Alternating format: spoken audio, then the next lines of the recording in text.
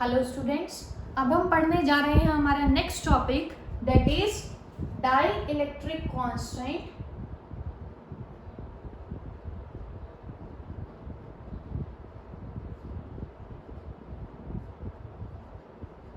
और relative electrical permittivity.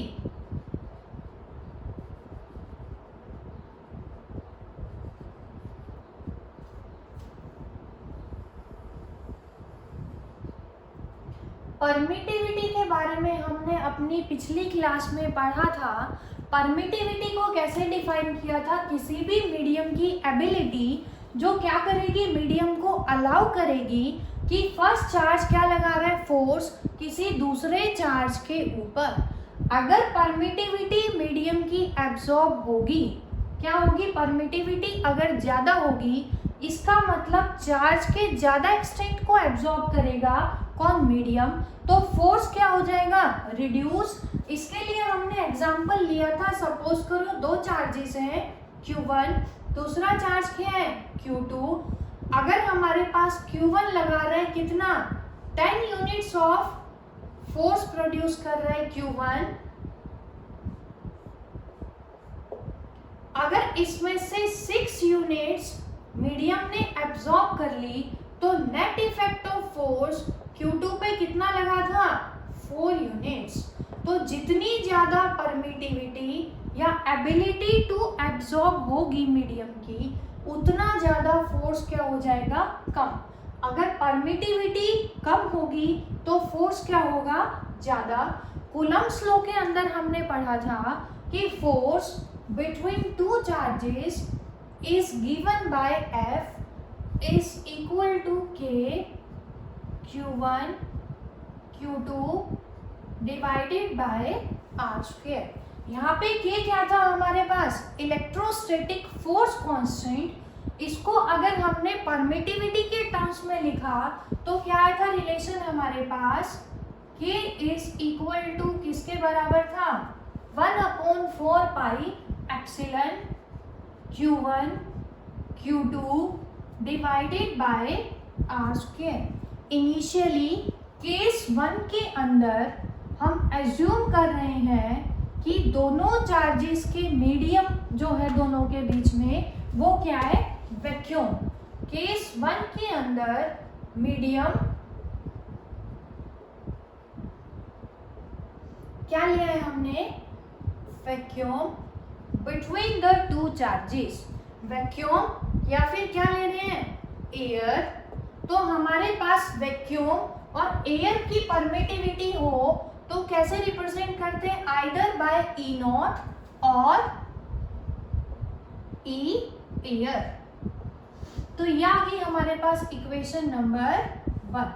Suppose कर रहे हैं अब दोनों चार्जेस को हमने क्या किया? डिप किया। किसके अंदर? वाटर के अंदर, जिसकी परमिटिविटी वाटर क्या है? अब सेकेंड मीडियम क्या है सेकेंड केस में? वाटर।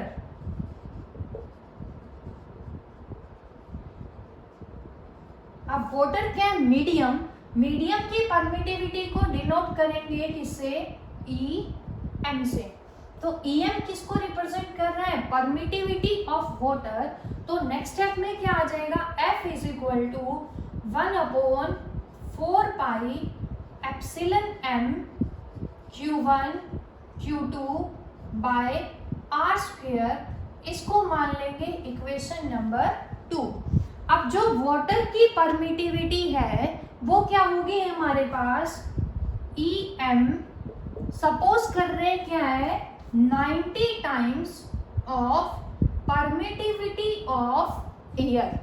अगर वाटर की परमिटिविटी एयर की 90 टाइम्स है तो EM की वैल्यू क्या हो जाएगी? Greater than E not. इसका मतलब परमिटिविटी क्या होगी? इंक्रीज।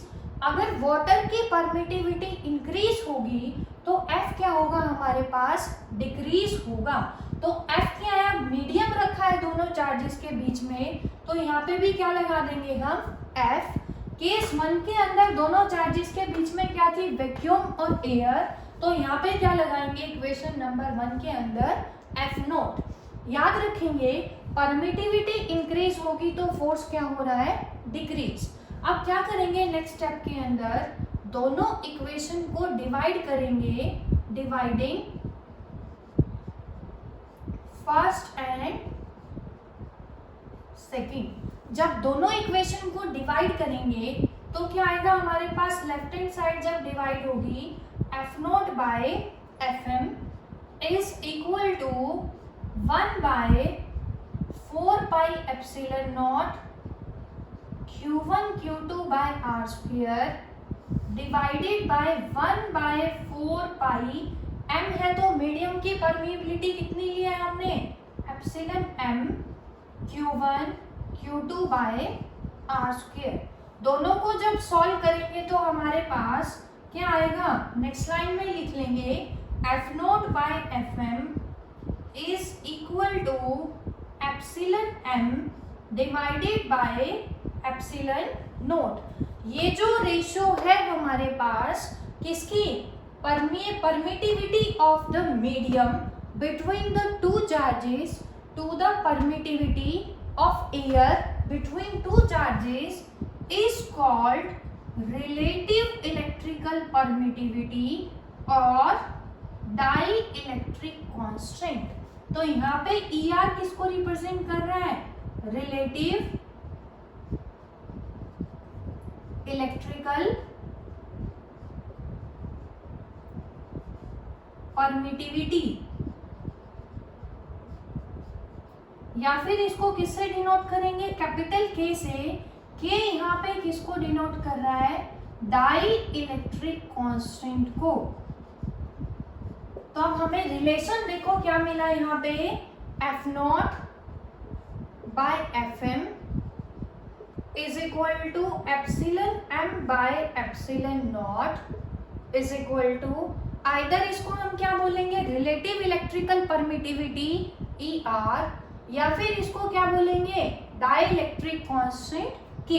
तो ये जो रिलेशन है इसको हम याद रखेंगे किसके लिए, न्यूमेरिकल्स के लिए। फॉर एग्जाम्पल इसके अंदर न्यूमेरिकल हमसे किस टाइप का पूछ सकते हैं, हमें क्वेश्चन के अंदर गिवन होगा इफ, फर्स्ट टाइप कर रहे हैं डाई इलेक्ट्रिक कांस्टेंट, ये क्वेश्चन कर रहे हैं हम, dielectric constant of water. हमें K की वैल्यू गिवन है किसके लिए, वाटर के लिए, कितनी गिवन है, 81। Then calculate the permittivity of medium. Permittivity of medium हमारे पास किससे डिनोट की है हमने, EM से। अब हमें गिवन क्या है, E नॉट, दूसरा क्या गिवन है, डाइलेक्ट्रिक कांस्टेंट। तो यहाँ से EM की वैल्यू कितनी आएगी हमारे पास, K, ये उधर जाके क्रॉस मल्टीप्लाई होगा तो परमिटिविटी ऑफ मीडियम कितनी आएगी हमारे पास, 81 टाइम्स, किसका 81 times, of the permittivity of free space. Free space की परमिटिविटी हमें पता है कितनी कैलकुलेट की थी, 8.85 इंटू 10⁻⁻12 कूलम स्क्वायर पर न्यूटन पर मीटर स्क्वायर। सेकेंड टाइप का क्वेश्चन हमसे क्या पूछ सकते हैं, सपोज करो हमारे पास दो चार्जेस हैं Q1 एंड Q2। तो क्वेश्चन क्या है, let we have two charges, let we have two charges that is plus minus 6 coulomb. हमने दो चार्जेस लिए, फर्स्ट चार्ज क्या है 6 कूलम का, सेकेंड चार्ज क्या है हमारे पास -6 coulomb, which are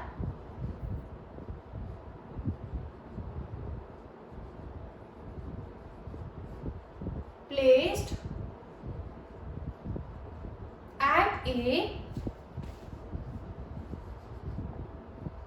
distance of 12 meter in air। हमने दो चार्जेस लिए +-6 माइक्रोकूलम के, दोनों को रखा हुआ है हमने 12 मीटर पे, दोनों के बीच में मीडियम क्या लिया है, air. Exert a force of 9 newton, then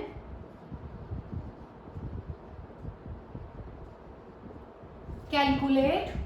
अब इसके अंदर देखो हमने Q1 पता है, Q2 पता है, दोनों के बीच की डिस्टेंस भी पता है, और क्या गिवन है हमें इसके अंदर, फोर्स गिवन है। जब दोनों को कहाँ रखा हुआ है, एयर के अंदर। अब हमें फोर्स निकालना है। Calculate the force when they are placed in a medium of dielectric constant 81। अब वो कह रहा है कि इन्हीं चार्जेस के बीच में हमने एयर की जगह क्या इंसर्ट किया, कोई मीडियम इंसर्ट किया जिसका डाइलेक्ट्रिक कांस्टेंट कितना है, 81 डाइलेक्ट्रिक कांस्टेंट याद रखेंगे सभी, किसके लिए, वाटर के लिए। तो फोर्स हमें निकालना है। डाइलेक्ट्रिक कांस्टेंट का फॉर्मूला क्या था, K = F0/Fm। अब मीडियम के अंदर हमें फोर्स को कैलकुलेट करना है, Fm F0। जब दोनों चार्जेस को एयर के अंदर रखा हुआ तो फोर्स कितना दे रखा है हमें, 9 न्यूटन। डाइलेक्ट्रिक कांस्टेंट मीडियम का कितना दे रखा है, 81। तो इस रिलेशन से Fm क्या आएगा, F0 / K, that is 9/81, that is 1/9। तो ये क्या आ गया हमारे पास, फोर्स जब दोनों चार्जेस के बीच में हमने मीडियम वाटर इंसर्ट करवाया। उसके बाद जो नेक्स्ट टॉपिक है सुपरपोजिशन प्रिंसिपल और न्यूमेरिकल्स जो होंगे रिगार्डिंग कूलम्स लॉ, वो हम डिस्कस करेंगे अपनी नेक्स्ट वीडियो के अंदर। Thank you.